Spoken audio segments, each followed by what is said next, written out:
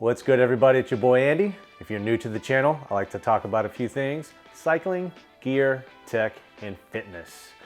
Today, I'm sharing my final thoughts on the Specialized Recon 3.0 mountain bike shoes. First, let's talk about the fit and the feel. It is awesome. These shoes felt great, no matter if it was a long ride, short ride. We were pressing it, casual ride, hot, dry, cold, wet, didn't matter what it was. Every mile that I had them on, I really appreciated the fully welded upper, and the dual boas snug your foot very nicely. What are some of the features that Specialized threw into this thing to make it special? You've got the Carbon Stride Toe Flex right here. Anytime you're on the trail and you have to hike a bike, it feels super natural. You can't do it with my hand right now, but when you're actually in the shoe and you're walking, it almost feels like a regular shoe, like a hiking boot, which brings me to the SlipNot Compound on the outsole. This is a very grippy outsole, wet, dry, loose rocks, loose dirt, didn't matter what it was, felt like a pretty good pair of hiking boots, always had traction, never an issue. And the Xpel mesh layer that they threw in here, it wraps around the upper and it does a really good job of keeping your feet dry when you get wet. You've probably figured it out by now, but the performance of these shoes is pretty awesome.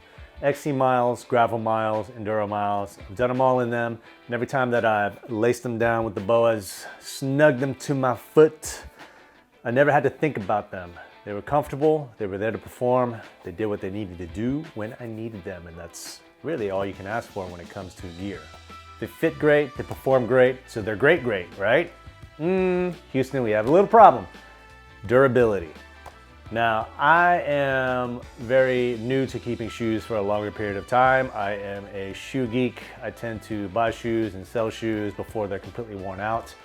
I put 1,200 miles on these shoes and I thought that was a lot, but I put up an Instagram poll to see how many miles people were getting out of their shoes, specifically clip-in mountain bike shoes, and the numbers were bananas. Some people were getting a couple thousand, some people were getting a few thousand. I even had a buddy that was getting 7,000 miles out of their shoes. Granted, the conditions that they're using them vary. No two users are alike unless you're in the same area and ride together quite a bit, but I only got 1,200 miles out of these shoes and I am having some problems. The carbon plates in these shoes, while being super stiff, I don't know if they're too stiff because both of them cracked on me in a very weird position. So maybe it's just the pair that I got, I'm not sure. Both of these shoes cracked in the same spot right in front of the heel. Now that's a weird spot for them to crack. I don't know why it happened, but I heard both of them give out on a ride as I was doing a hike and bike. The outsole, while soft and super grippy, is also very susceptible to tears. Both of these have large gouges in certain spots. This is my right shoe. It's missing the front piece. You can see some of the cleats are gone, and both of them just have quite a bit of gouging and tears. My right foot worse than my left. Nevertheless, they are both falling apart quite a bit. I have wide, flat feet. They look like Ninja Turtle feet when I get out the poo. That will usually cause problems with shoes on the medial side for me.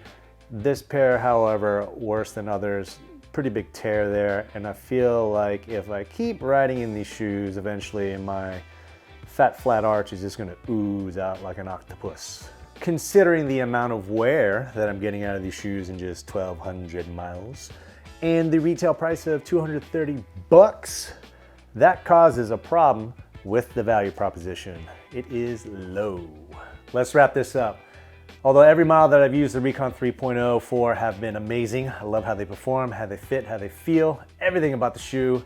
Knowing the life expectancy issues are what they are, it's hard to recommend these as your workhorse training shoe. The shoes that tend to take the bulk of your mileage.